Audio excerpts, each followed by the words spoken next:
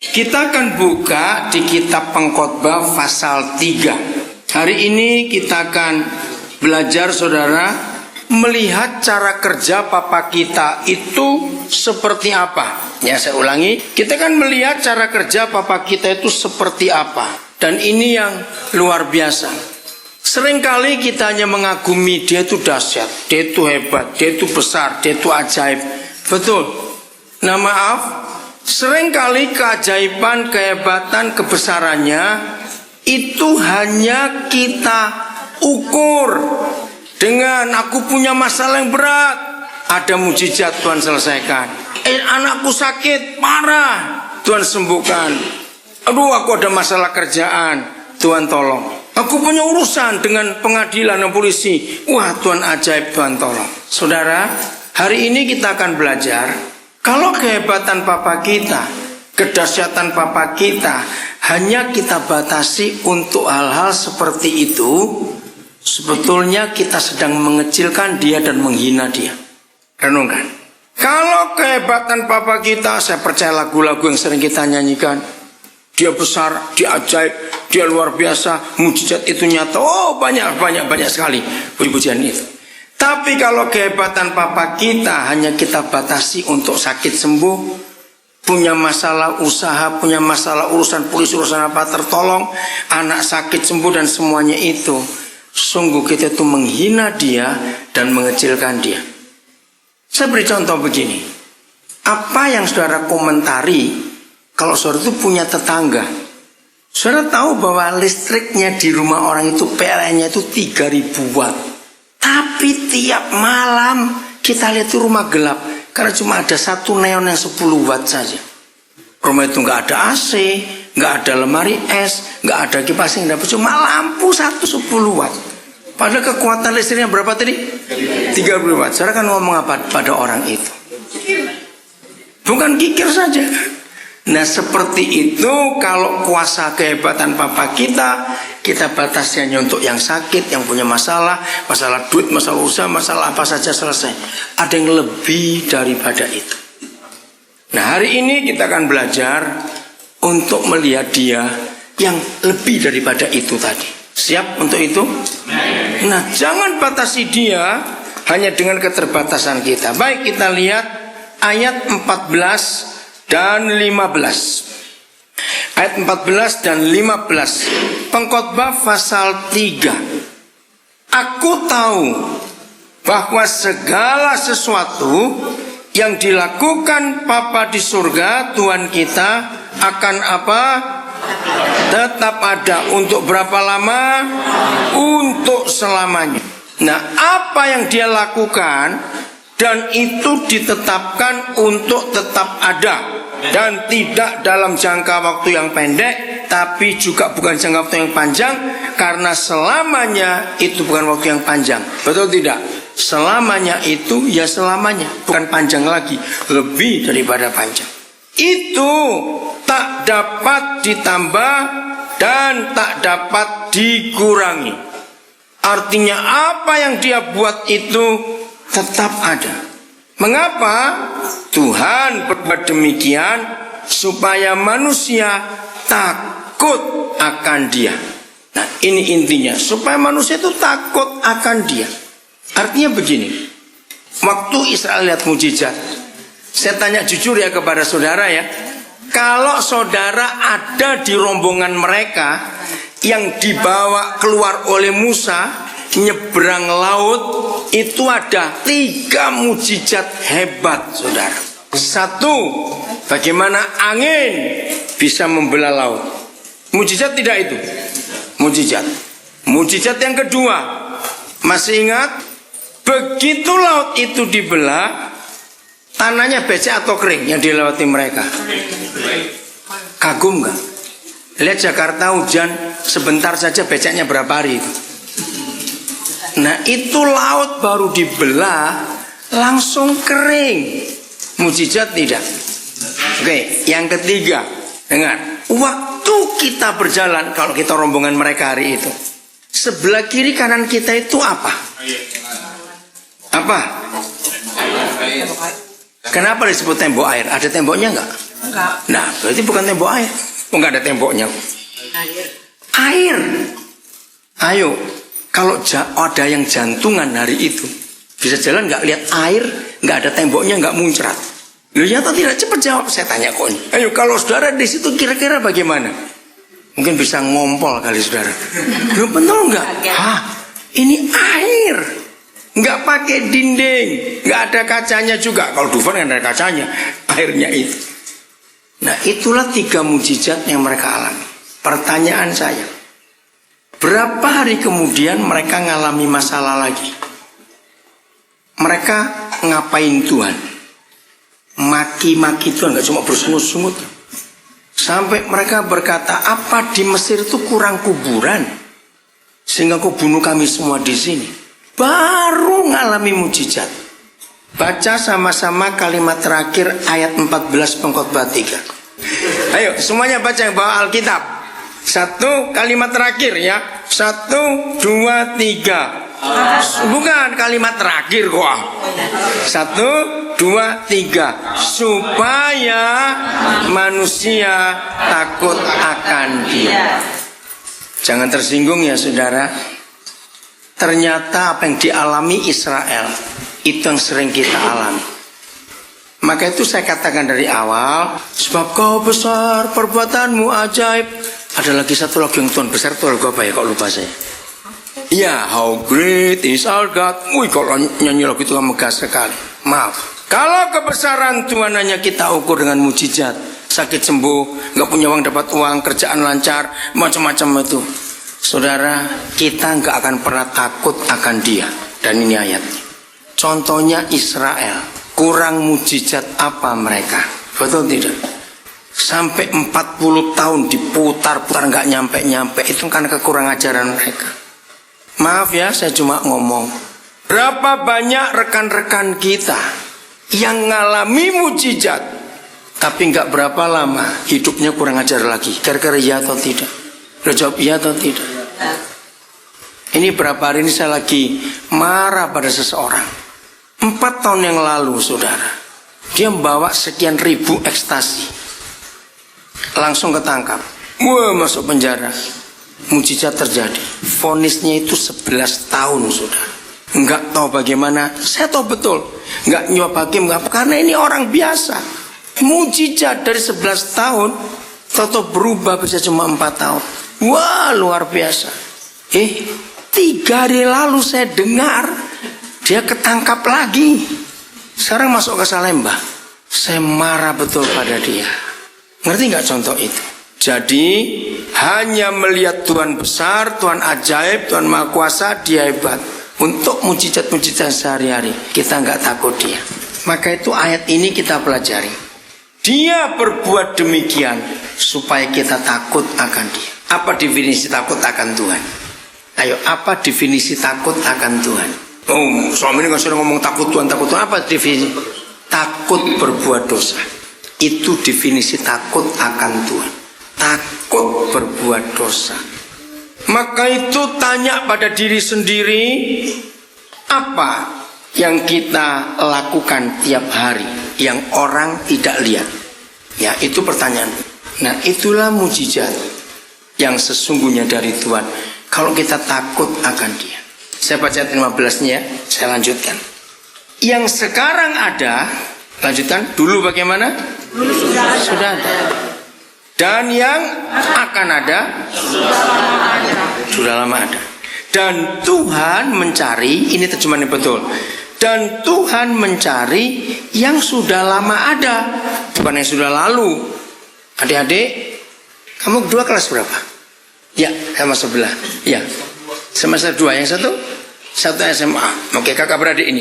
Saya ingin bicara pada anak-anak remaja. Kalian kelas berapa baju merah? Iya. Iya, kamu kelas berapa? Kelas 4. Sebelahnya kelas 3. Jadi anaknya Pak Yosua kelas 6. Katanya dengar kelas 5. Oke, adik-adik dengar ya. Owen, Timotius dengar. Ajari anak-anak kita untuk mengenal Papa di surga. Bukan karena duit. Katakan amin.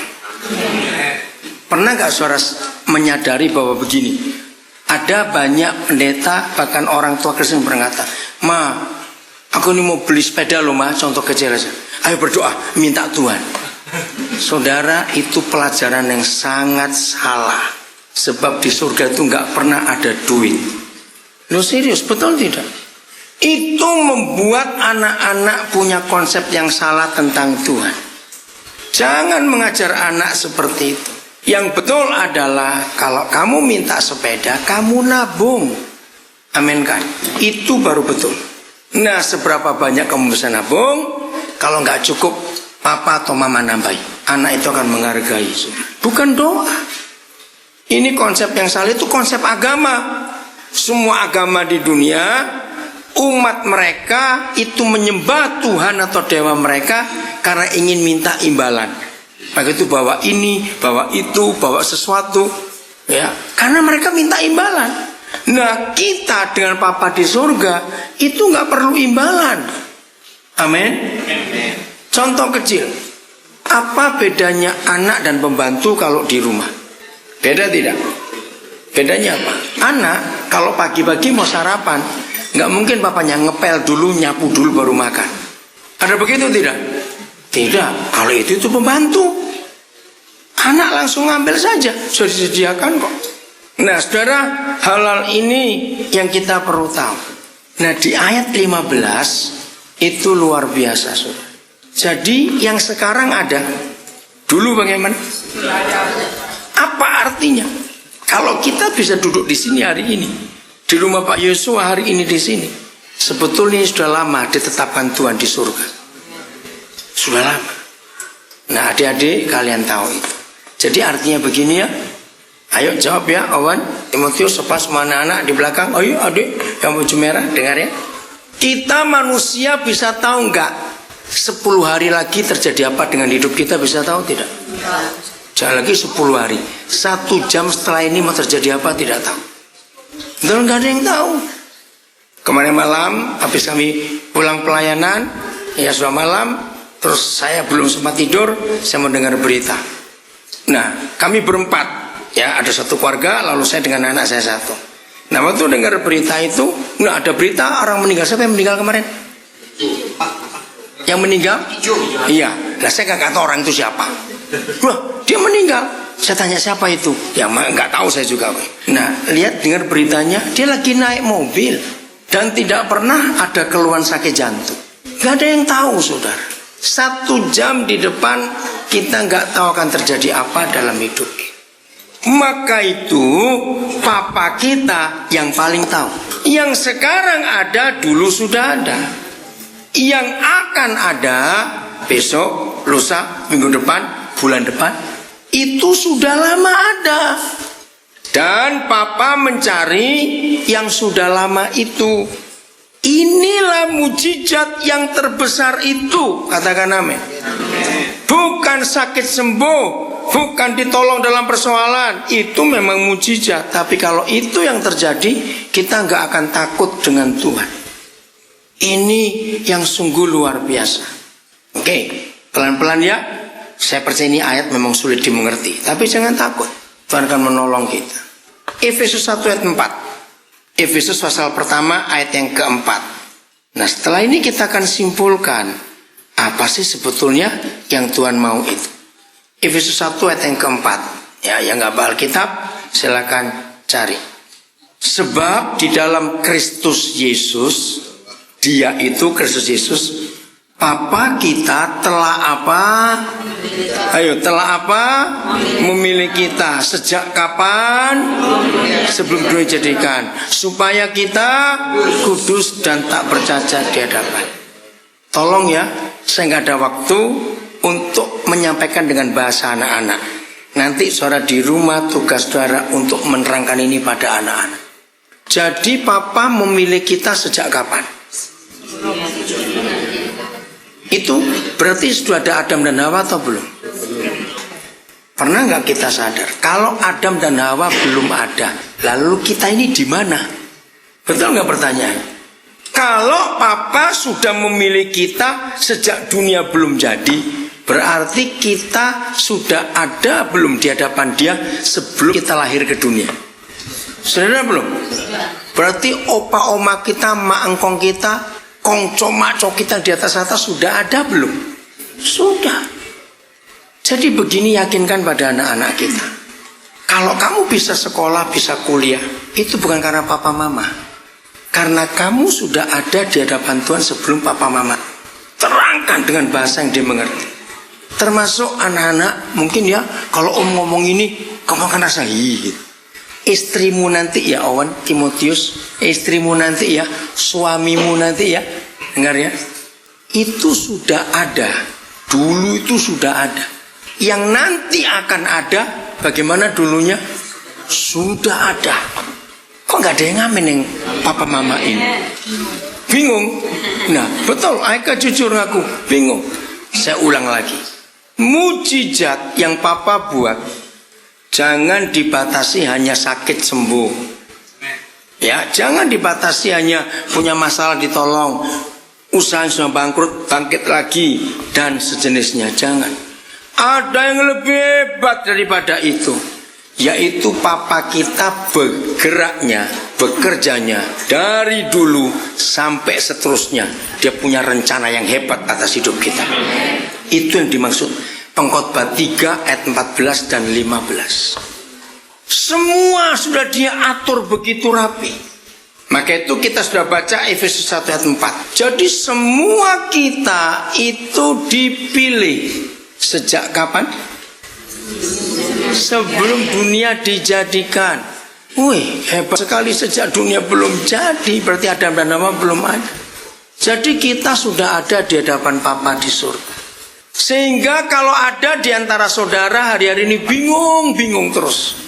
Ya, contoh kecil. Anak mau sekolah, bingung sekolah di mana ya? Enak boleh akhir tahun ajaran ya, orang tua sudah sibuk cari sekolah, anak-anaknya di mana nanti. Ada yang sedang bingung, rasanya harus pindah, tapi pindah kemana ya? Nggak tahu. Mau milih Amerika, Australia atau kutub? Misalnya begitu. Mau milih yang mana ya? Ya. Pokoknya kalau ada yang bingung-bingung untuk memutuskan apa saja, mujizat itu yang kita cari. Amin. Bahwa cara kerja papa kita itu dari dulu. Ya, yang baru-baru datang, coba baca Pengkhotbah 3 ayat 15 tadi. Yang sekarang ada, dulu bagaimana? Sudah ada. Yang akan ada, sudah lama ada. Papa mencari yang sudah ada itu tadi. Hebat bukan? Nah, kalau kita menyimpulkan dari kebenaran ini, kalau begitu hidup itu perlu bergumul atau tidak? Ayo jawab, hidup itu perlu bergumul? Enggak. Apalagi kalau kita menggunakan firman yang diucapkan terakhir kali dari mulut Tuhan Yesus waktu dia tergantung di kayu salib. Firman apa itu? Sudah selesai. Wah, itu dahsyat sekali. Sudah selesai. Maka itu kalau ada di antara saudara hidup itu penuh pergumulan, pasti orang itu yang salah. Karena sudah selesai. Mau bergumul apa lagi? Contoh paling gampang untuk mengerti itu. Kalau besok saudara mau ke Bandung, ya, lucu nggak kalau mikirinnya sejak September 82? Ngerti? Jadi mau ke Bandung tanggal 24 Maret 2013, tapi orang itu sudah khawatir betul dari September 1982. Nanti jalannya kemana ya? Atau buat jalan baru atau tidak? Walaupun tahun 82 jalan tol Cipularang belum jadi, tapi kan jalan lewat puncak sudah ada. Loh ya atau tidak? Apa komentar orang kalau mau ke Bandung 14 tahun sebelumnya sudah mikir jalan dulu? Itu orang apa? Bukan cuma aneh, on. Jalannya sudah selesai, tinggal lewat saja, katakan amin. Kita nggak perlu repot-repot buat jalan baru. Ngerti? Inilah mujizat. Nah, kalau saudara dan saya hidup dengan kebenaran itu, sudahlah, apapun masalah yang kita hadapi sekarang ini, coba ngintip, tahu kata ngintip ya? Yang di catatan papa kita itu akan terjadi apa? Ngerti nggak maksudnya itu? Oke, ini kalau lihat wajahnya masih wajah bingung. Oke, saya tambahi ayat satu lagi ya. Mazmur 139. Wah, ini dahsyat sekali, saudara. Mazmur 139. Ya. 139 kitab Mazmur. Sudahlah, ada masalah apa saja dalam hidup, tunggu Tuhan. Ya, 139. Saya akan baca mulai ayat yang ke-13. 139 mulai ayat 13. Sebab engkaulah yang membentuk buah pinggangku, menenun aku dalam kandungan ibuku. Aku apa? Bersyukur kepadamu oleh karena kejadianku dahsyat dan ajaib. Ajaib apa yang kau buat, dan jiwaku benar-benar menyadarinya. Tulang-tulangku tidak terlindung. Nah ini loh, jadi USG itu dan sinar ronsen itu sudah ada sebelum ditemukan, yaitu Daud. Betul tidak? Kalau tulang-tulang kita tidak terlindung waktu dalam kandungan ibu, ini kan lebih hebat dari USG. Dan ini ditulis tahun berapa? Daud itu ada 2000 tahun sebelum Tuhan Yesus. Jadi kalau dia 2000 tahun sebelum Yesus, berarti sudah 4000 tahun. Surga sudah punya USG dan sinar X untuk memotret kita sejak dalam kandungan. Ya, tulang-tulangku tidak terlindung bagimu ketika aku dijadikan di tempat yang tersembunyi dan aku direkam di bagian-bagian bumi yang paling bawah. Matamu melihat selagi aku jadi apa? Embrio, janin, bakal anak. Dan ini yang dahsyat. Papa, ampuni kami kalau selama ini kami mengecilkan dirimu. Buat kami yang sering kami dengar, baik pendeta khotbah, rekan kami bersaksi, mujizat cuma seputaran, sembuh dari sakit, kanker, batal divonis dokter, kerjaan sukses semuanya. Papa, ampuni kami mengecilkan dirimu dan kami menghina Engkau. Hari ini kami mau belajar untuk mengenal mujizat yang sesungguhnya, apa yang kau buat dalam nama Yesus. Saudara lihat, saya mau baca lagi ayat 16 pelan-pelan. Matamu melihat selagi kita masih embrio. Jadi papa mama sudah lihat kita belum? Belum. Tapi papa di surga sudah melihat kita, karena dia yang buat kita. Oke?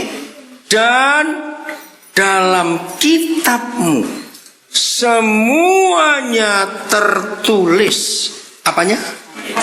Hari-hari yang akan kata lain yang kita akan lalui. Ya, sebelum ada satupun daripadanya. Kalau kita orang Tionghoa, pasti kita tahu di Singapura dan Hong Kong itu ada suhu atau peramal, orang Hokkien bilang guamia itu, yang bisa meramal nasib dari lahir sampai mati. Betul tidak? Satu kali saya melihat buku ramalan itu, bukunya bagus sekali, saudara. Orang-orang kaya yang duitnya lebih itu bisa pakai tinta emas untuk peramal itu menuliskan. Anak nomor 1 ramalannya umur sekian jadi apa, sekian jadi apa, menikah umur berapa, dia kerja apa. Nah, makin jauh meramalnya sampai matinya itu makin mahal harga. Pernah yang melihat ramalan seperti itu? Banyak. Itu orang Tionghoa. Nah, bedanya dengan ayat ini. Ini yang luar biasa. Sebelum ada satupun hari hidup kita, Papa itu sudah tuliskan. Enggak ada yang ngamen di sini. Ini luar biasa loh, saudara. Lebih daripada uang 12 triliun. Loh, betul tidak? Karena ini jauh sampai ke ujung hidup kita di sana. Sejak kita belum lahir. Kalau saya pakai istilah begini. Siapa yang suka membuat diary, buku harian? Ada bukan? Adik-adik buat buku harian enggak? Enggak, harusnya buat itu ya. Saya buat buku harian sampai saya pelayanan tahun berapa itu, satu saya berhenti. Karena untuk mengingat kembali apa yang Tuhan sudah buat. Buku harian itu dibuatnya kapan? Ayo, nulisnya itu kapan? Setelah hari itu lewat. Kalau ada orang nulis buku harian belum terjadi, namanya ngarang. Betul tidak? Nah, kalau kita baca ayat ini, ayo berani ngomong Papa Surga ngarang tentang kita. Di dalam kitabmu sudah tertulis hari-hari yang akan dibentuk sebelum ada satupun daripada. Saudara, ini luar biasa. Nah, inilah mujizat. Oh, enggak amin lagi. Bahwa Papa bisa melihat hidup kita dari orang tua kita belum ada. Karena sejak kapan dia pilih kita? Sejak dunia belum jadi. Dan dia bisa melihat kita sampai ujung akhir hidup kita. Dia ngelihat semua. Dan gak cuma ngelihat, dia nulis.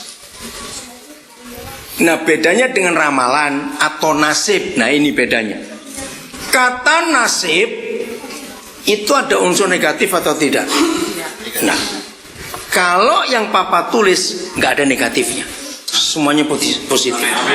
Ada 2 ayat. 1 Yeremia 29 ayat 11. Rancanganku atas kamu bukan kecelakaan, tapi memberi hari depan yang penuh harapan dan damai sejahtera. Lalu ayat yang kedua, Yakobus 1 ayat 17, bahwa semua yang baik dan yang sempurna itu datang dari Bapa di surga. Jadi yang dia tulis di buku kehidupan kita itu nggak ada yang celaka, nggak ada yang jelek, semuanya yang baik. Maka begini saya simpulkan, kalau saudara ketemu orang rusak, bawa kembali ke buku ini, dia akan menemukan kebaikan. Oh enggak, amin. Banyak saudara yang nggak kenal saya, paling cuma beberapa saja. Saudara, salah satu pelayanan saya, ada banyak, salah satu itu yang saya kerjakan sampai hari. Saya ini oleh teman-teman saya pendeta yang lain, saya tuh diberi julukan gini. Orang itu kalau koleksi itu barang antik, betul enggak? Perangko kuno, ya enggak, ada koleksi jam tangan, ada koleksi macam-macam, bukan? Nah, teman-teman saya berkata, orang manggil saya itu koden. Koden ini koleksinya orang rusak. Dan betul. Maka itu hobi saya, salah satunya. Bukan cuma pelayan jadi hobi. Saya suka ngambilin orang dari penjara. Mungkin gak ada pendeta kayak saya di Indonesia. Saya paling suka ngambilin orang dari penjara. Yang dari lulusan Nusa Kambangan sudah berapa banyak yang berubah? Sudah berapa banyak yang masuk solusi? Mengapa saya punya koleksi orang rusak? Artinya makin saya dengar kabar orang itu makin rusak, saya makin senang untuk cari, saya kejar di mana itu orang. Untuk apa? Untuk membuktikan ayat ini, saudara. Bahwa serusak-rusaknya orang, kalau dia bertobat, mau kembali ke buku harian yang Papa tulis buat dia sejak dia belum lahir, orang itu jadi luar biasa. Amen. Serius. Dan itu saya kagum, dan itu saya buktikan. Di antara orang-orang rusak itu hanya ada 2 istilah yang dipakai oleh keluarganya sendiri. Karena orang lain gak mau, kok saya mau. Jadi waktu saya mau ambil dia, salah satu keluarganya bilang, Pak Daniel sudah mikir. Sudah, dia itu rusaknya rusak sak, dia bilang begitu. Kalau saya istilahkan dia itu tulang, gitu rusaknya tulang itu sampai anjing pun gak suka. Saudara bayangkan rusaknya kayak apa. Baik, saya gak peduli rusaknya kayak apa, saya mau panggil dia. Ini harusnya ada yang datang. Waktu saya dari tadi BBM, ternyata kesasar. Ya udah, saya bilang besok. Orang dari Bangka. Jadi tiap hari itu pasti ada yang telepon saya. Pak, ada yang rusak satu. Kenapa begini? Oke, bawa ke sini. Ada lagi ini dari Bangka. Dia umur 14 tahun, saudara. Dia lahir nggak tahu siapa bapaknya. Jadi dari kecilan ini pemberontak, nakalnya luar biasa. Wah, sudah 14 tahun. Waktu saya dengar kejahatannya, wih, hebat juga. Saya bilang bawa ke sini. Saya mau ketemu dia. Tadi dia kesasar, ya udah. Saya bilang besok. Ini benar agak sulit tempatnya. Besok saya di Serpong, saya minta ketemu. Nah, di rumah saya tinggal orang-orang yang rusak itu, tapi gak rusak lagi sekarang. Tuhan pulihkan luar biasa. Gara-gara ayat ini. Maka itu buat saya mujizat. Itu bukan cuma sakit sembuh, ngerti ya tadi itu ya. Tapi menunjukkan kepada orang-orang bahwa kamu tuh hebat di mata Tuhan. Sebab kamu sudah dipilih sejak dunia belum jadi. Nah, kalau yang internasional, saya beri contoh, itu bukan saya, tapi ini bukti. Saudara tahu Steve Jobs? Siapa dia? Jangan bilang penjual bakso di sebelah, awas ngomong gitu. Siapa Steve Jobs? Orang hebat. Saya kagum pada dia. Oh, waktu dia meninggal, saya ingat betul 5 Oktober 2011 waktu dia meninggal, saya bisa sedih luar biasa. Kenapa? Saya kagum pada orang ini. Dengar ya, dia ini anak hasil perzinahan. Yang saya belum ketemu jawabannya, saya kejar sampai hari saya masih kejar. Steve Jobs tahu bapaknya, bapak kandungnya itu tinggalnya nggak jauh dari Cupertino, kantor pusatnya Apple di Silicon Valley. Kalau ada yang pernah ke Amerika tahu Silicon Valley. Nah, bapaknya ini tinggalnya di dekat Fresno. Itu jaraknya dekat. Nah, itu yang saya belum ketemu. Kenapa sampai dia meninggal dia nggak mau ketemu bapaknya. Saudara, waktu mamanya masih mahasiswi, terjadi free sex dengan mahasiswa kakak tingkatnya. Nah, orang tua dari mamanya Steve Jobs orang Amerika asli, nggak mau terima cucunya karena bapaknya ini Arab, nggak mau, minta digugurkan berkali-kali, tapi mamanya enggak, masih mahasiswi. Waktu kandungan usia 5 bulan, ada satu keluarga Kristen namanya Thomas Job. Nah, itu yang mengadopsi. Zaman itu Steve Jobs lahir tahun 55, nggak ada USG tahun 55. Jadi Thomas Job ini nggak tahu bersama istrinya ini laki, perempuan, cacat atau tidak tahu. Tapi mereka karena takut Tuhan. Si mamanya Steve Jobs takut Tuhan, mahasiswa ini walaupun dia salah. Nah, siapa ngira anak hasil berjenis bisa sehebat itu? Karena Tuhan yang menulis buku harian tentang dia. Oh, nggak amin semuanya ya. Amin. Amin. Itulah mujizat.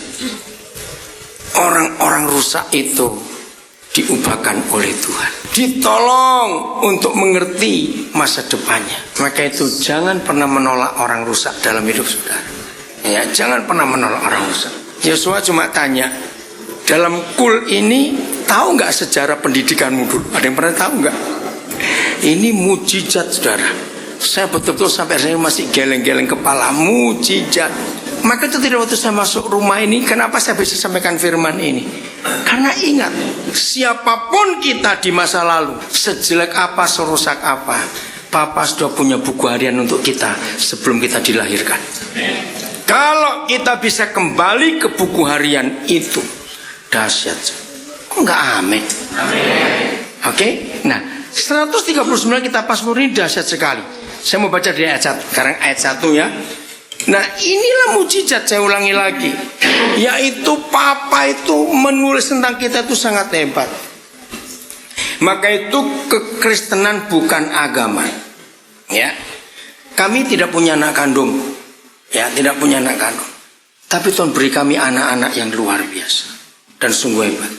Nah, di antara yang ada 3 ini anak kami. Umurnya bisa beda-beda. Maka itu banyak orang berkata, kami punya sekolah cukup banyak. Saya mendirikan 64 sekolah di 10 provinsi. 80% itu sekolah gratis, saudara. Kenapa bisa buat sekolah gratis? Karena yang jadi guru adalah anak-anak saya, yang Tuhan beri. Saya tuh nyekolahkan orang dari tahun 81. Itu pertama kali saya nyekolahkan orang. Kenapa saya suka nyekolahkan orang? Gara-gara ayat ini. Saya ini kalau keliling kemana saja, wah, saya akan cari orang rusak itu. Saya sekolahkan. Kenapa tadi Yosua bilang, BlackBerry saya nggak bisa dihubungi, habis kami dari pedalaman, dari Kalimantan Barat, nggak ada sinyal di sana, ya sudah. Nah, di sana saya ketemu tukang parkir. Tukang parkir, ada orang Kalbar nggak di sini? Waktu kami di Sungai Pinyu, habis makan malam, saya mau naik ke mobil. Tukang parkir ini Roh Kudus gerakan, saya ngomong dengan dia. Orang Melayu, Islam. Nanti bulan Juli dia kuliah, saya kuliahkan dia. Tukang parkir. Waktu Roh Kudus bicara kepada saya, sampaikan pada dia. Masa sampai tua kamu akan parkir terus? Ya enggak Pak, oke kamu mau apa? Masih muda. Saya sekolahkan. Itu tanggal berapa ya Sungai Pinyu? Hari Sabtu minggu yang lalu, tanggal berapa itu? Ini Sabtu toh? 16. Sabtu tanggal 9 saya masih di Manado. Saya mau berangkat ke Semarang dari Manado. Jam 4 sore pesawat saya. Saya tiba setengah 3. Nah, saya belum check in dulu karena saya nunggu seseorang. Waktu saya nunggu seseorang, di halaman bandara Samratulangi itu ada pekerja lagi nyapu. Anak muda. Roh Kudus bicara kepada saya. Langsung saya putuskan, dia nanti akan kuliah di Tondano Unima, Universitas Negeri Manado, ambil geografi. Dan saya sudah daftarkan dia, tukang sapu. Kalau saudara jalan dengan saya kan heran. Kalau saya itu kencing di toilet umum, di mall, di mana, pasti saya dapat jiwa. Saya nyekolahkan cleaner itu cukup banyak, saudara. Saya kalau naik taksi, saya akan ngomong tentang kasih Tuhan Yesus. Saya akan tanya, anakmu berapa? Saya minta Roh Kudus tunjukkan. Mana yang saya harus didik, saya ambil untuk mengenapi ayat ini. Maka itu Kristen kita itu harus punya dampak ke orang lain, nggak cuma ke diri kita sendiri. Katakan. Nah, dari tahun 81 saya nyekolahkan orang, muliakan orang. Itu yang terakhir lulus itu di wisuda 16 Maret kemarin. Nah, hari Senin tanggal 25 ini, anak ini akan saya pulangkan ke pedalaman dulu. Pedalaman Yahokimu. masih masuk lagi. Anak Papua asli, dia lulus sarjana hukum. Nanti akan jadi guru sekolah kami di Manokwari. Nah, dia di wisuda. Nah, kalau saya hitung 16 Maret kemarin wisuda, dari tahun 81 saya nyekolahkan orang, kira-kira sudah 380 sekian saya cetak sarjana sudah. Katakan amin. Amin. Hidup itu harus berdampak buat orang lain. Mujizat itu bukan cuma untuk diri sendiri, orang lain pun harus mengalami mujizat. Amin. Maka itu lihat, Tuhan Yesus berkata, siapa yang susah masuk surga? Nah, maka itu jangan pengen kaya, susah masuk surga. Tahu tidak? Lu serius kan? Kenapa orang kaya susah masuk surga? Kalau pelit, karena nggak pernah berbagi dalam hidupnya. Saudara, orang heran melihat cara hidup saya bersama saya diberi istri yang luar biasa. Ya, Yesua ini paling tahu betul. Saya itu takut menikah. Kenapa? Karena mana sih ada istri mau diajak miskin? Karena saya ini selalu menghabiskan uang untuk orang-orang itu. Tapi Tuhan berikan saya istri yang luar biasa. Sekarang dia lebih betah tinggal di Papua daripada saya, karena saya sekeliling terus. Oke? Jadi siap untuk jadi berkat? Apa itu mujizat? Loh, lupa lagi. Jadi apa itu mujizat? Apa itu Tuhan yang hebat? Yaitu dia tahu dari dulu sampai ujung akhir hidup kita, tentu tahu. Nah, itulah Tuhan. Ayo kita baca ayat 1. Mazmur 139 ayat 1 mulai. Dengarkan, kita harus menolong banyak orang supaya mereka juga bisa lihat mujizat. Amin. Udah? Yesua tolong duduk. Ayo baca. Ayo duduk dulu yang lain, cepat. Saya nggak mau terputus yang mendengarkan firman Tuhan. Kenapa keluar itu yang pakai baju batik? Ya. Mau kemana? Janji. Oh, ada janji. Oke, Tuhan berkati. Sudah? Ayo ayat 1. Lihat semuanya Alkitab saudara. Ya, Awan ada? Oke, sama Timothy. Mau ya? Kamu lihat Alkitab. Ini penting. Tidak ada Tuhan di dunia seperti Papa kita di surga. Amin. Ada banyak Tuhan di dunia karena setiap agama punya Tuhan berbeda-beda. Untuk pemimpin biduan Mazmur Daud, Yahweh, Engkau apa? Menyelidiki. 1, 2, mengenal aku. Ayat 2. Engkau bagaimana? Mengetahui kalau aku duduk atau berdiri. 4, yang 4. Engkau mengerti pikiranku dari jauh. Ayat 3. Engkau memeriksa aku. Yang kelima, kalau aku berjalan dan berbaring. Yang keenam, segala jalanku kau maklumi. Coba saudara keluarkan 6 kata ini. Nomor 1, menyelidiki, terima kasih. 2 apa? Mengenal. 3 apa? Mengetahui. 4 apa? Mengerti. 5 apa?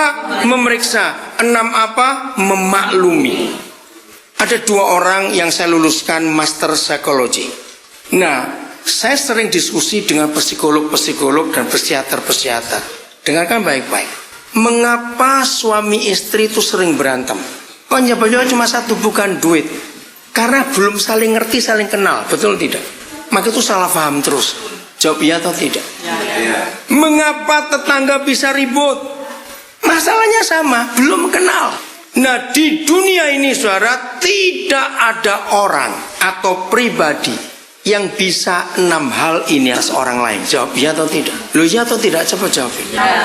Jadi papa kita ini terhadap kita detail betul-betul sampai tahu semuanya. Lagi sekali, menyelidiki, mengenal, mengetahui, mengerti, memeriksa, memaklumi. Ayo, mau sembunyi kemana? Bisa nggak sembunyi dari pribadi yang tahu semua tentang kita? Nggak ada. Jadi adik-adik ya, dari yang SD sampai yang mahasiswa, dengarkan. Itulah papa kita di surga. Ayo cari di agama apa saja. Siapa Tuhan yang pernah berkata rambut di kepalamu terhitung semuanya? Ayo, Tuhan siapa itu? Tuhan kita. Jangan berkata, oh Tuhan nganggur ngitungi rambut. Bukan. Loh, masuk orang kerjaan, ayo. Ayo. Lalu kenapa kok dia tahu jumlah rambut kepala kita?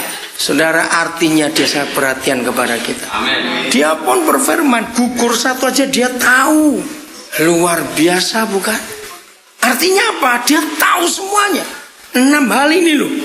Maka itu kalau hari ini saudara mempercayai papa yang sehebat itu, maka nggak perlu pergumulan hidup ini.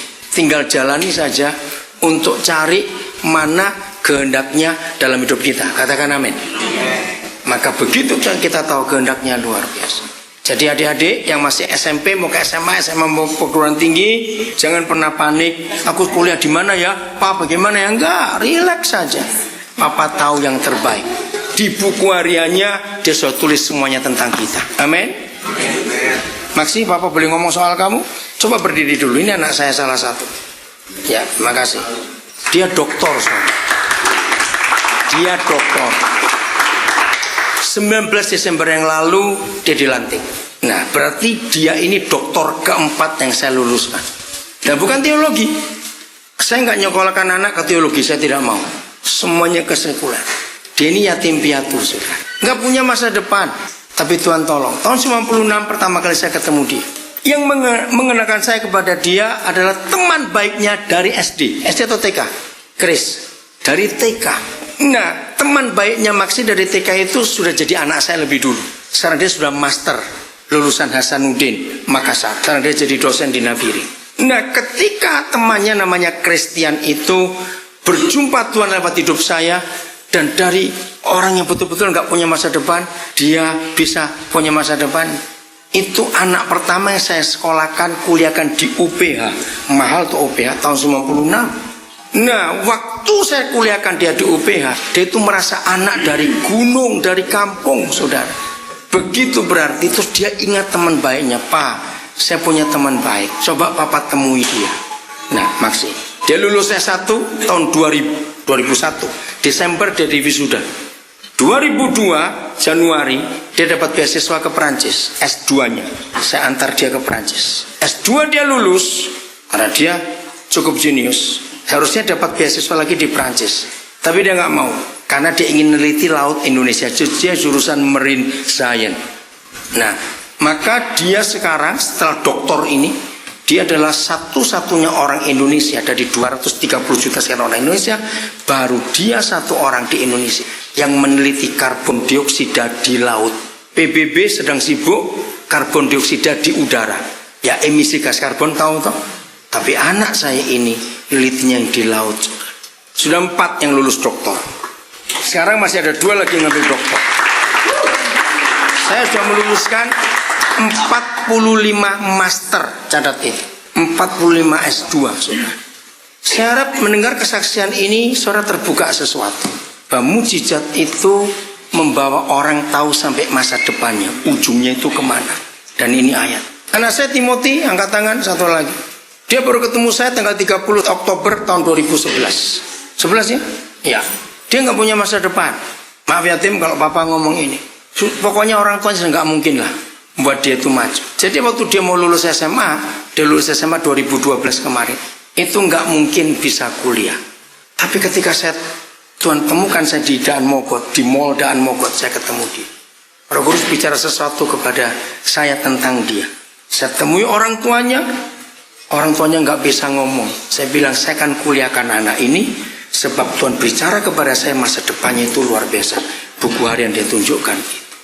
Saudara, saya minta saudara mencatat ini betul-betul. Mujizat itu nggak cuma untuk diri kita tapi untuk orang lain. Tahun 95 pertama kali kami suami istri ke kampung Krayan. Itu Dayak Lundaya. Kampung Krayan itu sampai hari ini tidak ada akses jalan darat ke wilayah Indonesia. Adanya ke wilayah Sabah. Yang lagi ribut itu Kalimantan Timur bagian utara. Nah, kalau naik pesawat, kota besar terdekatnya itu Tarakan. Terbang dengan pesawat misi. Tahun 54 misi membuka isolir mereka dengan pesawat. Dulu sebelum ada pesawat, kalau orang-orang Dayak Lundaya itu mau ke Tarakan, itu jalan 2 bulan baru nyampe, sudah. Ngeri sekali. Tahun 33, seorang penginjil namanya Welfinger dari Kanada datang ke kampung itu. Nah, itu yang saya sayang. Sampai hari ini saya tuh cari bukunya. Siapa memberitahu Welfinger kalau di gunung itu ada orang. Sampai tahun 2013 saya nggak ada jalan darat ke sana. Bisa bayangkan. Tahun 95 bersama istri saya, tanggal 23 Mei 95, kami landing pertama di kampung itu. Maka itu saya punya istri, saya bersyukur, saya bangga dan kagum dengan dia. Mau saya ajak masuk ke pedalaman sana. Mandi di sungai, nggak pakai tutup, cuma ada tirai pendek saja setengah badan begini. Saudara, Saya mendirikan sekolah di sana. Sekolah pertama, sekolah Kristen dan TK saya dirikan. Ada sampai hari ini. Nah tahun 95 itu saya ketemu satu orang anak daya. Tiba-tiba Roh Kudus bicara sesuatu. Oh iya, ringkas cerita, masa depan dia adalah pilot. Saudara, akhirnya dia sekarang sudah jadi pilot di Amerika. Dia sudah menerbangkan Boeing 747. Anak daya dari pedalaman. Yang sampai hari ini kampung itu nggak ada listrik, saudara. Tahun 2005, ya, saya ngajak tim musik namanya UX Band. Dari Bandung saya ajak terbang ke sana. Kami harus charter 2 pesawat, ya karena mereka bawa alat musik. Itu tahun 2005, dengan baik-baik. Dengar saudara, ini kesaksian penting sekali. 2005, ingat ya 2005. Masih ingat siapa presiden, siapa wakil presiden kita 2005 itu? Ayo ingat siapa? 2005. Siapa presiden kita 2005 itu loh? Kan mereka mati, Agus Dur ya. 2005 itu siapa? Oh, saya SBY ya 2005. Oh ya baik. Nah, jadi waktu kakak dari pertama, kami 4 hari di sana. Yang datang beludak saudara. Gedung gereja nggak cukup. Nah, saya usul di sebelah gereja itu ada SD negeri. Ya.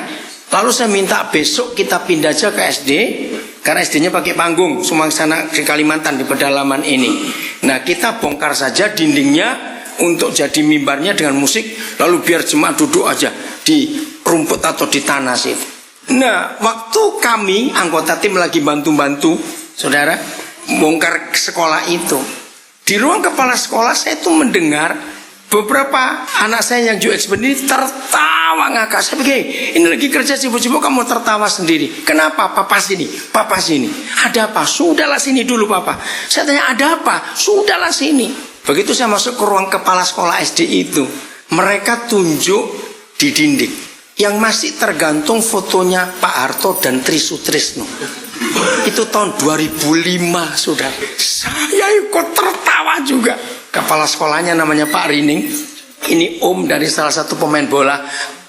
Rining siapa dulu? Tahun berapa itu? Saya tanya Pak Rining, kenapa nggak diturunkan 2 orang ini tahun berapa? Saya sampai lupa Pak Tri itu tahun berapa jadi wakil presidennya. Pak Harto masih muda betul. Itu sudah 2005 saudara. Artinya apa? Begitu terbelakangnya mereka. Lalu saya tanya Pak Rining kenapa nggak diganti? Sambil tok karena bukain dinding itu. Jawabannya nggak diganti sama saja nasib kami. Ngerti nggak? Mereka terbelakang betul. Sampai hari ini beras di kampung mereka itu 1 kilo 25.000 saudara. Minyak tanah 1 liter 25.000. Kenapa? Karena semua harus pakai pesawat dari Tarakan. Tapi mereka hidup luar biasa. Nah, saya mau ceritakan nih. Sekarang anak itu jadi pilot di Amerika. Waktu dia kuliah pilot itu tahun 97 Krismon. Saya nggak sanggup bayar. Saya bilang saya mau tarik pulang aja. Nggak sanggup. Ketika dolar sampai 18.000 saudara. Mau bayar pakai apa? Tapi istri saya luar biasa. Dia bilang gini. Selama anak itu kuliah di Amerika, kalau kita terima persembahan uang asing berarti untuk mereka. Wah, saya kagum pada istri yang hebat. Dia di wisuda tahun 2001. Dia punya 4 license sampai instruktur juga. Lalu istri saya minta, namanya Hernos. Nos, tolong rinci berapa yang kami bayar kamu sampai jadi pilot.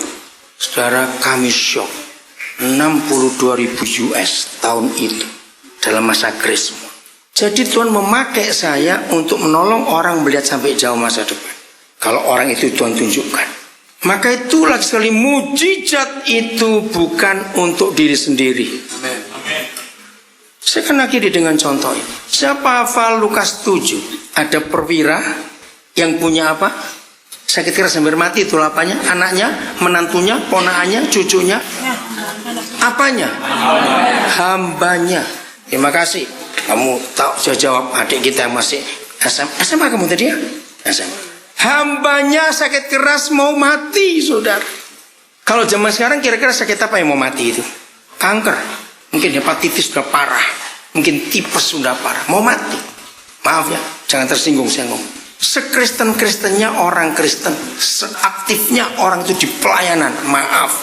Kalau pembantunya divonis nggak ada harapan. Jujur. Apa yang kita buat?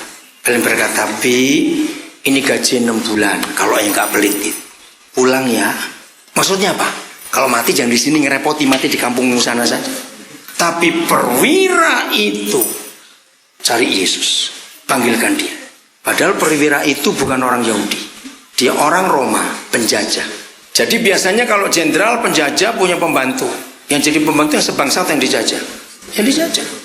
Berarti orang Yahudi. Buat dia kalau ini mati atau disuruh pulang, cari lagi gampang nggak? Gampang. Tapi dia enggak. Dia carikan Tuhan Yesus. Adakah orang Kristen akhir zaman seperti perwira? Maka itu ketika Lukas 7 ayat 9 ditulis begini, coba baca Lukas 7 ayat 9. Setelah Yesus mendengar pernyataannya, maka dia berpaling pada orang banyak itu berkata, iman sebesar ini belum pernah kujumpai di antara orang Yahudi. Jadi hari ini saudara aktif ke gereja, jangan aktif hanya untuk diri sendiri. Yesus jangan disimpan untuk diri sendiri. Loh kok nggak amin? Berarti ya gitu aja. Amin, bagikan dia kepada banyak orang. Saya radikal saudara. Sampai hari ini saya tuh nggak punya mobil. Bukan saya nggak bisa beli. Saya beli rumah bisa, beli mobil tidak. Kenapa? Jadi ukurannya pendeta yang sekelas saya ini, yang sudah melanglang buana kemana saja. Kenapa saya nggak mau beli mobil? Saya nggak mau minta juga kepada Tuhan, enggak. Saya akan naik angkot, naik taksi, naik kendaraan umum sampai hari akhir hidup saya. Karena hobi apapun mobil saudara, mobil terakhir pasti ambulan kita naikin. Katakan amin. Masa mati naik becak? Maka itu gak usah sibuk dengan mobil. Saya nggak mau naik mobil. Maka itu ingatkan ya, nanti kalau di surga ketemu, saya akan kenalkan banyak supir taksi yang saya antar pulang ke surga. Jadi di handphone saya itu, di phone booknya, di kontaknya itu sopir taksi, cleaner, dan macam-macam. Itu yang saya bawa mereka. Saya ajari mereka untuk menemukan arti hidup. Jadi kalau saya naik taksi, begitu masuk saya langsung lihat dashboardnya. Namanya saya panggil, wah kaget. Botol air minum itu paling banyak jadi sarana penginjilan. Saya mesti ngomong soal kesehatan. Kerja, duduk di AC, nggak haus ginjal itu bahaya. Oh iya Pak, ada teman saya mati gagal ginjal. Nah itu dia. Oh saya ngomong, mereka pasti kira saya dokter. Enggak, saya pendeta. Kalau nggak bawa air, saya bilang stop. Ada warung depan, beli. Saya berikan botol. Berapa jam bekerja? Saya hitung. Oke, kalau lama saya berikan 2 jam. 2 botol. Kalau nggak cuma 1 botol. Berapa kali sopir taksi itu muji saya begini. Bapak ini penumpang saya yang aneh. Maksudnya ini, kalau kesasar, saya itu makin senang. Kenapa? Makin lama di dalam taksi. Nah, sopir taksi berkata, Pak, saya ini kalau naik membawa penumpang, saya tuh nggak tahu jalan, saya digoblok-goblok kan Pak. Goblok, gitu sopir taksi masa nggak tahu jalan. Kok Bapak diam saja? Nggak tahu maksudnya. Berapa kali saya diundang retreat ke puncak, saya nggak mau dijemput panitia, saya charter taksi 300.000, 400.000. Berapa banyak sopir taksi bertobat? Saya nggak cuma nginjili sopir taksinya. Berapa banyak mereka anak-anak yang saya urus. Saya nggak mau bapak supir taksi anak nggak sekolah. Berapa banyak diantara mereka istrinya kenal saya. Kalau ribut yang di telepon saya, berkelahi masalah ini masalah itu. Maka itu luar biasa. Pernah satu kali saya harus memimpin retreat. Semalam besok pagi-pagi mesti balik karena saya akan ke kota lain. Nah itu bersama dengan anak saya. Sekarang dia jadi kepala sekolah di pedalaman. Waktu saya turun, ya ini koper nggak dibawa ke sini karena mau dicek-in dulu untuk besok pagi ada yang berangkat duluan supaya saya nggak terlambat. Ya berarti lupa nuruni. Saya langsung dapat hikmat. Saya bilang sopir taksinya, Pak, tolong antar ke Tanjung Duren ke Greenfield. Kami tinggal di Greenfield. Sopir taksi kaget. Bapak percaya saya? Percaya, kita saudara kok. Karena saya sudah nginjili dia. Pak, saya nggak berani Pak. Loh nggak apa-apa, ini harus dibawa karena besok saya harus check-in pagi ke bandara. Aduh Pak, janganlah Pak. Sudahlah, mau diantar jam berapa saja. Saudara, sopir taksi itu ngalami zaman Tuhan. Saya bisa percaya dia loh, untuk membawa pulang koper saya. Nah, itu yang punya retreat dari GBI Cimahi. Loh kalau hilang bagaimana? Ya beli lagi, ngapain pusing? Saya enteng aja kok hidup itu. Saudara, saya kasih uang ongkos yang sama seperti saya balik berangkat. Jadi hampir 700.000 dia dapat. Karena saya hargai koper itu 1 orang penumpang antar. Dia kaget, saudara. Ngerti ilustrasi ini? Maka itu ingat, musuh Injil bukan setan, tapi orang kaya Kristen yang pelit, itu musuh Injil. Kok nggak ada yang ngamen? Bapak nggak nggak dengar lagi. Karena harus kita buat itu. Nah, itu kesaksian saya. Tuhan pakai untuk menolong banyak orang karena Tuhan tahu setiap orang secara detail. Jadi orang Buddha, Hindu, Islam, pokoknya dia orang, saya akan buat sesuatu. Kalau dia orang, mau cacat mau tidak. Maka itu mungkin saya satu-satunya pendeta di Indonesia yang ngurus lulusan penjara cukup banyak. Saya nyekolahkan anak-anak yang papanya di penjara. Saya bilang, bapakmu boleh salah, tapi kamu nggak boleh ikut salah. Kamu harus sekolah. Saya biayai mereka. Saya harap kalau saudara pertama kali mendengar saya cerita ini, saya yang cuma satu, ikuti. Nggak ada yang ngamen. Amin. Awas pelitnya kumat. Serius, jadi berkat buat orang banyak. Supaya dunia memuliakan Tuhan. Ayat terakhir, Matius 25 ayat 40. Ayo kita baca sama-sama ya. Yang disebut pelayanan adalah ini. Sudah, 1, 2, 3. Dan raja itu akan menjawab mereka, aku berkata kepadamu, sesungguhnya segala sesuatu yang kamu lakukan untuk salah seorang dari saudaraku yang paling hina ini, kamu telah melakukannya untuk aku. Menurut ayat ini, pelayanan yang sering kali kita ucapkan, oh aku melayani, aku melayani. Menurut Matius 25 ayat 40, ternyata pelayanan itu bukan di dalam gereja. Katakan amin. Amin. Ini yang disebut pelayanan. Mengapa saya berani berkata seperti itu? Termasuk kata melayani Tuhan itu salah. Wih, pasti kaget. Kenapa salah? Masih ingat Tuhan Yesus pernah ngomong apa? Aku datang bukan untuk, ya sudah, ngapain sibuk-sibuk melayani dia nggak mau kok. Betul tidak saudara? Maka itu kata melayani Tuhan itu salah 1000%. Saya nggak pernah berkata melayani Tuhan. Saya melayani saudara-saudara Yesus yang paling hina. Nah, saudara-saudara Yesus yang paling hina itu adanya di dalam gereja atau di luar gereja? Kalau di dalam saya nggak hina lagi. Maka itu seberapa aktifnya dan sibuknya saudara di gereja itu bukan pelayanan. Karena yang dilayani adalah mereka yang di luar gereja. Kalau saya makan atau saya diajak makan, begitu ada pengamen, begitu ada pengemis, saudara, saya pasti ajak mereka makan, kalau enggak saya bungkuskan.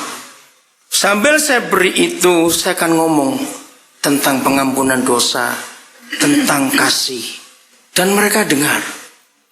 Maka itu ayo, jangan berkata gini ya, kalau disuruh berkati orang, aduh aku sibuk, padahal pelit sebetulnya, tapi harusnya sibuk.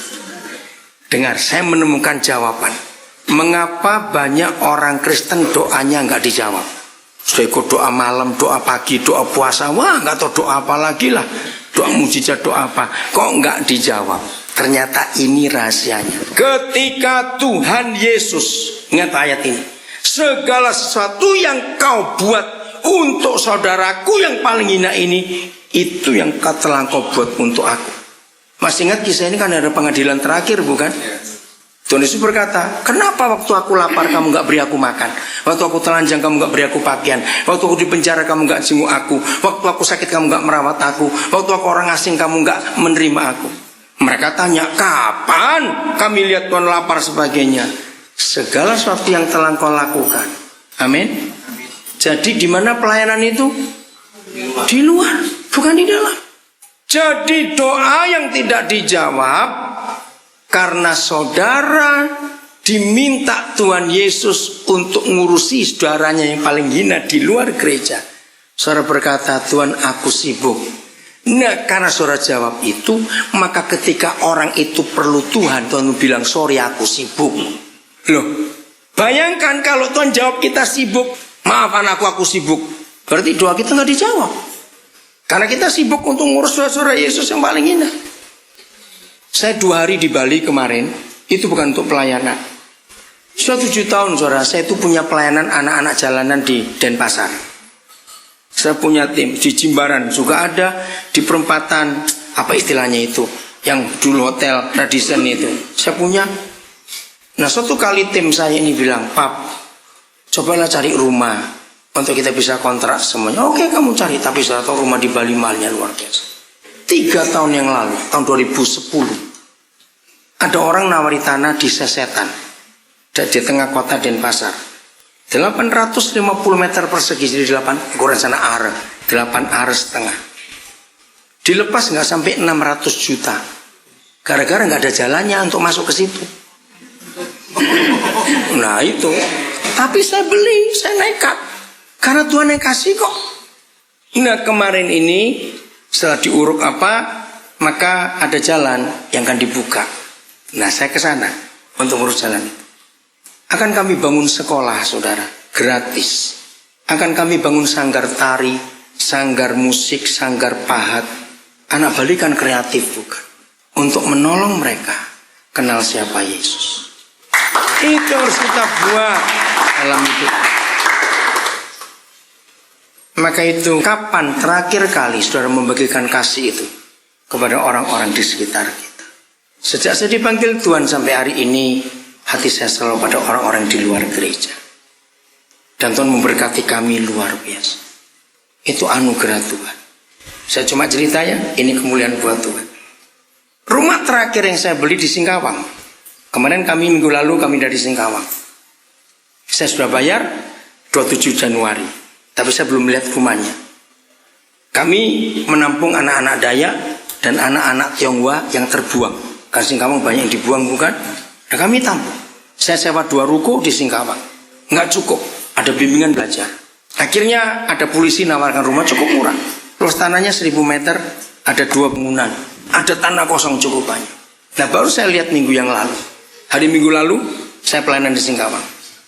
Nah itu kalau saya hitung sejak saya jadi hamba Tuhan, pertama kali saya beli rumah, itu rumah yang terakhir saya beli di Singkawang, itu rumah yang ke-60 sekian saya beli rumah. Saya beli rumah, saya usahakan di setiap provinsi ada rumah. Bukan untuk saya tinggal, enggak. Selalu untuk orang lain tinggal. Saya menggenapi Lukas 15. Pulang, kata pulang. Saya paling bahagia kalau saya menemukan orang gak pernah pulang bisa berkata aku mau pulang. Itu kebahagiaan karena Lukas 15. Dan itu membuat surga bersuka cita. Dan dari 60 sekian rumah gak ada satupun saya sewakan atau saya kontrakan. Tidak. Saya suruh orang-orang tinggal gratis. Bahkan cukup banyak rumah yang masih jadi tanggung jawab saya, BPB-nya, airnya, listriknya. Kalau yang tinggal orang-orang yang gak mampu, dididik, dilayani di situ sampai jadi orang. Sudah berhasil keluar, orang lain masuk. Maka itu kalau saudara sudah diberkati dan punya rumah, jangan dikontrakan. Gak ada yang amin. Amin. Suruh orang lain tinggal dan didik mereka di situ. Amin. Untuk memberkati. Hebat. Itulah Tuhan kita yang luar biasa. Siap untuk jadi berkat? Amin. 1 November yang lalu saya beli rumah di Nabiri cukup besar, 16 kamar, luas tanahnya 1 hektar, bangunannya keren betul, 3,5 M sudah. Dan Tuhan berkati, Tuhan cukupi, luar biasa. Bukan saya tinggal, sekarang ada tidak tahu berapa banyak orang tinggal di situ, dan saya didik mereka. Mau melakukan kehendak Tuhan? Amin. Jadi mujizat itu untuk orang lain, untuk menemukan masa depan mereka yang tertulis di Alkitab ini sebelum ada satupun dari hari hidup mereka. Saya harap nggak ada yang nyesel datang ke sini dengar firman ini hari ini. Amin. Kalau yang nyesel pasti itu orang pelit. Mari kita berdoa. Kita akan buka di kitab Pengkhotbah pasal 3. Hari ini kita akan belajar saudara melihat cara kerja Papa kita itu seperti apa. Ya saya ulangi, kita kan melihat cara kerja Papa kita itu seperti apa. Dan ini yang luar biasa. Seringkali kita hanya mengagumi dia itu dahsyat, dia itu hebat, dia itu besar, dia itu ajaib. Betul. Nah maaf, seringkali keajaiban, kehebatan, kebesarannya itu hanya kita ukur dengan aku punya masalah yang berat, ada mujizat Tuhan selesaikan. Anakku sakit parah, Tuhan sembuhkan. Aduh aku ada masalah kerjaan, Tuhan tolong. Aku punya urusan dengan pengadilan dan polisi, wah Tuhan ajaib, Tuhan tolong. Saudara, hari ini kita akan belajar kalau kehebatan Papa kita, kedahsyatan Papa kita hanya kita batasi untuk hal-hal seperti itu, Sebetulnya kita sedang mengecilkan dia dan menghina dia. Renungkan. Kalau kehebatan Papa kita, saya percaya lagu-lagu yang sering kita nyanyikan, dia besar, dia ajaib, dia luar biasa, mujizat itu nyata. Oh, banyak sekali puji-pujian itu. Tapi kalau kehebatan Papa kita hanya kita batasi untuk sakit sembuh, punya masalah usaha, punya masalah urusan polisi, urusan apa tertolong, anak sakit sembuh dan semuanya.